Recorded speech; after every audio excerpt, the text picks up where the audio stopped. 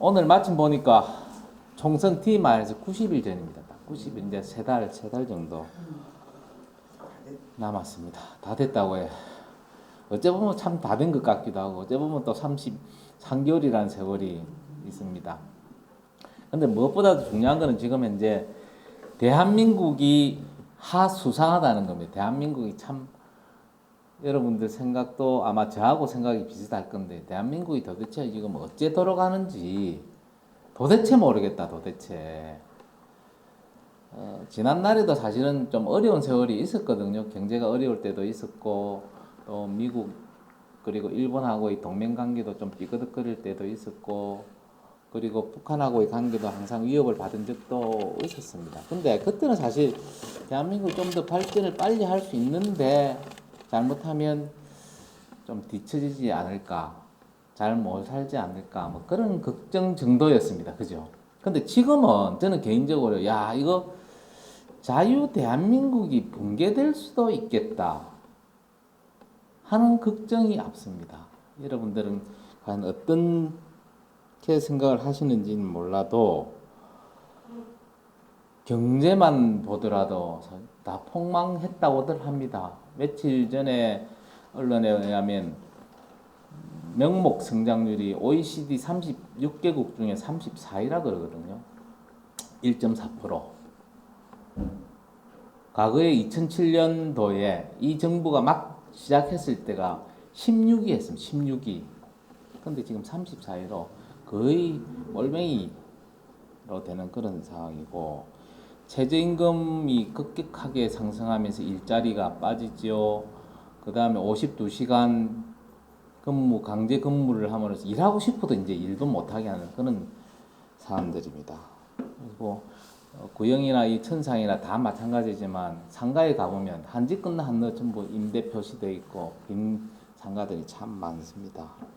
외교도 마찬가지거든요. 외교도 우리가 이때까지 엮어온 게 한미일 삼각동맹으로 이만큼 성장을 했는데, 자꾸 여기서 우리가 빠져나가려고 하는 것 같다. 그래서 러시아, 중국 쪽으로 붙으려고 하는 그런 사안들이 있습니다. 지금 그게 참 제일 걱정이거든요, 이게.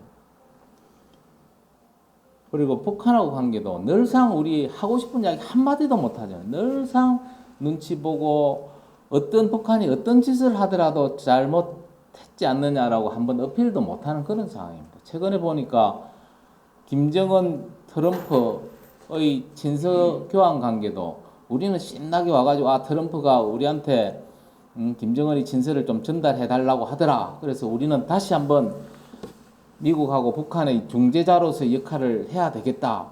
그래 떠들더니 가만 보니까 우리 패싱하고 미국이 바로 북한 쪽으로 보낸 거 아닙니까? 그런 채널조차도 없다고 알지 못하는 거죠, 우리가 지금.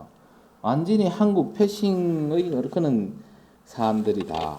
그 다음에 검찰, 최근에 검찰 인사만 보더라도 그렇습니다. 검찰 인사. 이게 아마 여러분들 제일 속이 답답하실지는 모르겠는데, 청와대나 자기네들 집권 세력의 목을 겨누고 있으니까 이 사람들이 한다는 짓이 수사팀을 완전히 해체해버린 거거든요, 지금. 그 관리자들을 전부 다른데, 저는 사실은 설마 그렇게까지 하겠나, 설마 그렇게까지. 문재인 대통령이 처음에 윤석열 총장한테 한 말이 있거든요. 임명장을 기억하실지는 모르겠습니다. 살아있는 권력에 대해서도 눈치 보지 말고 엄중 처벌을 해달라. 그래 이야기를 했단 말입니다. 그런데 막상 자기네들 목을 겨누니까 물불 안 거리고 싹 갈아버립니다. 지금. 야, 이게 과연 이게 아마 전두환, 저가 그렇게 독재라고 하는 전두환 정권 때도 이런 일은 없었단 말입니다. 참 무서운 나라다. 그래서 다들 나라 꼬라지가 지금 엉망이 아니냐, 엉망이 아니냐, 그런 이야기들을 합니다. 그리고 특히 지금 최근에 가장 핫 이슈가 되는 우리 전 울산시장 하명수 사건 의혹 관련, 이거 우리가 잘 지켜봐야 됩니다. 특히 우리 울산 지역이라서 이 부분에 대해서는 우리가 좀 관심 있게 지켜봐 줘야 된다. 여러분들 기억하시게 있는가 뭐래 박근혜 정부 들었을 때 그때 원세훈 국가정보원장이 댓글 달아가 44만 건 달아가지고 구속됐거든요. 그 이후에 대선 때 김경수가 드루킹을 끌어들여서 댓글 단 거, 그건 8,800만 건, 한 200배 더 많죠. 근데 댓글 다는 거, 저건 좀 간접적으로 선거에 개입하는 거거든요. 사실 분위기만 맞추고, 치움새라 그럽니까? 하여튼 그런 역할을 받게 했겠습니다. 대한민국 헌법 제1조 1항에 대한민국은 민주공화국이다. 2조, 대한민국의 주권은 국민에게 있다. 되어 있습니다. 이게 교과서로 보면 용어는 주권재민의 원칙을 선언한 거다 그러거든요. 주권재민. 근데 우리 일반적으로 시민들이 내가 국가에 대한 주권이 있나? 주권을 내가 행사한 적이 언제지? 어떻게 내가 주권을 갖고 있다고 표시를 내지? 하는 유일한 방법 중에 하나가 선거입니다. 선거. 우리가 보통의 소시민들이 내가 국가의 주권을 갖고 있다 라고 느끼는 거의 유일한 수단이 선거입니다. 선거. 그래서 선거가 민주주의의 꽃이고 민주주의의 근간이다.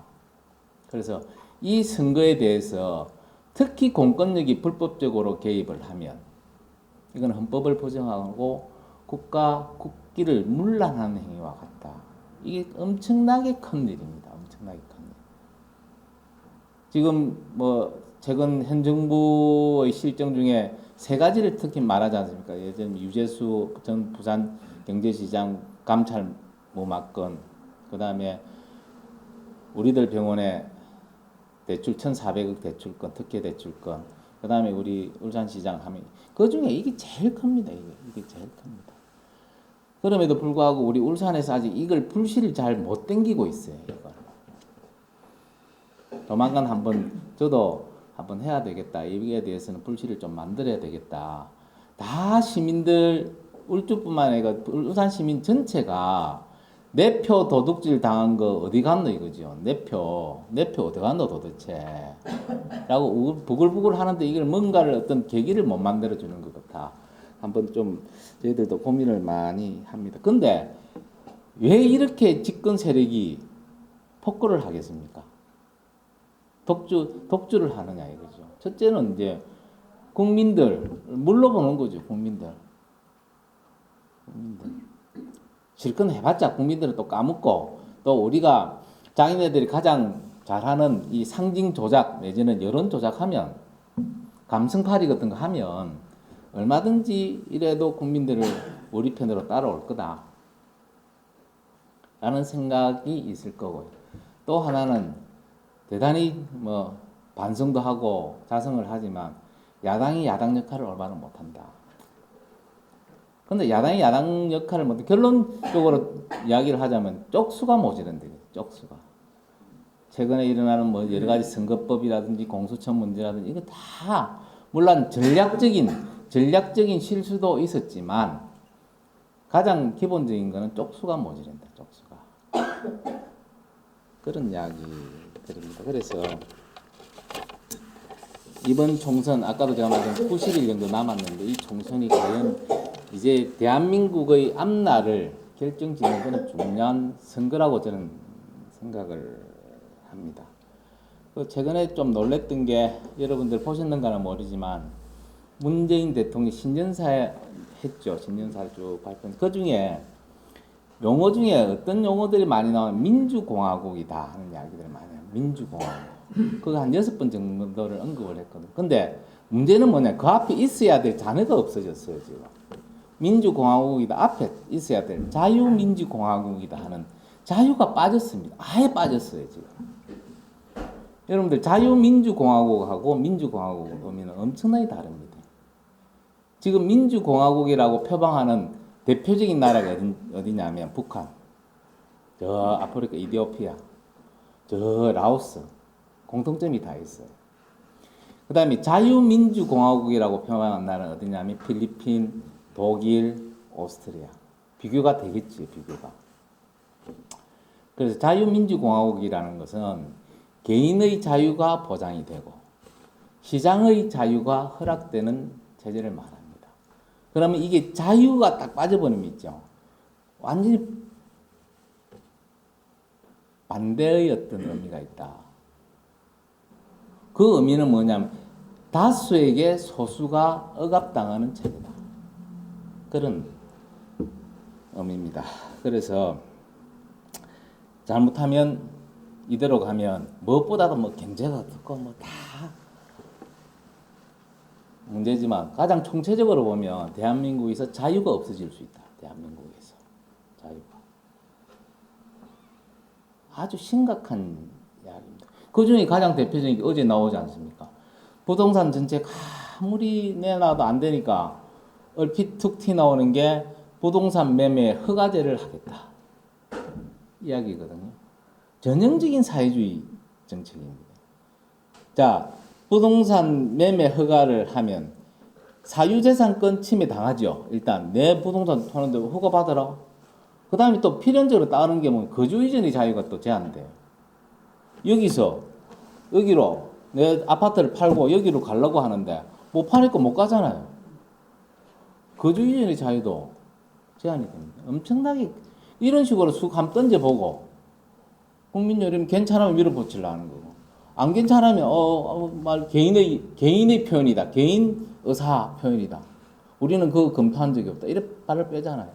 근데 경제 같은 경우에 저는 보면 가만 놔두면 되는데요. 부동산 정책도 시장 경제에 맡겨놓고 가만 놔두면 수요와 공급에 의해서 이루어집니다. 수요와 공급에 의해서. 근데 이 친구들은 자꾸 가격 통제를 해버리거든요. 야, 아파트 분양가 5천만 원 이하, 3천만 원 이하. 이래 치니까 자, 분양가가 가격 책정을 딱 해보니까 아파트 건설업자, 그러면 큰 이익을 못 보잖아. 공급이 줄지요. 공급이 확 줄어들었단 말입니다.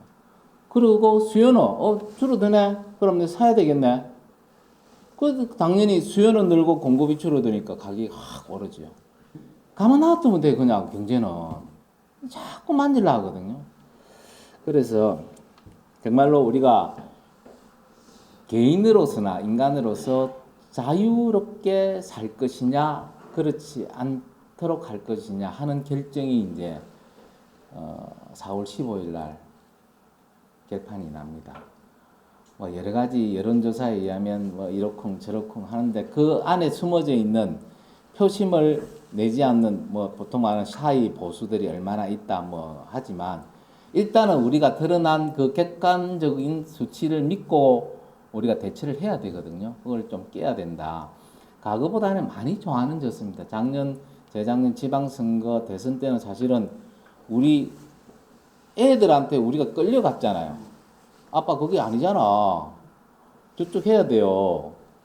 그리고 사실은 제 애들한테도 누구를 찍으라는 말을 못했습니다. 그때 워낙 분위기가 그랬으니까. 근데 지금은 제가 현장에 가서 만나보면 분위기가 좀 달라요. 왜냐? 연세 드신 분들이 자식들 설득을 하더라고요, 이제.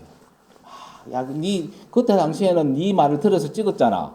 근데 이 꼬라지가 됐는데, 이제는 니는 내 말 좀 들어야 될 거 아니냐? 라고 설득을 막 하더라고. 참 좋은 분들. 그래, 여기 계신 분들도 좀 그렇게 해 주셔야 된다. 여러분들이야말로 일당 백, 일당 천 아닙니까? 여러분 한 분 한 분 움직이시면 이게 쫙 전파가 돼서 나물주가 항상 그런 말씀을 합니다. 남쪽 바람이 불어야 서쪽까지 온다. 울주는 남쪽에서 꼼짝 안 하면 아무리 해도 저는 바람이 안 분다. 남쪽에서 바람이 불어줘야 뭔가가 울주에서는 이루어진다. 마침 여러분들 남울주에 계시거든요. 하여튼 여러분들이 바람을 좀 잘 일으켜 주십사. 그리고 저희들도 그리고 우리 이승걸요 우리 회장님, 우리가 한성열 회장님, 변화자 회장님 다 열심히 저희들 하겠습니다. 저희들 믿어주시고 여러분들께서 좀 많이 도와주십사 하는 것 정말 드립니다. 감사합니다.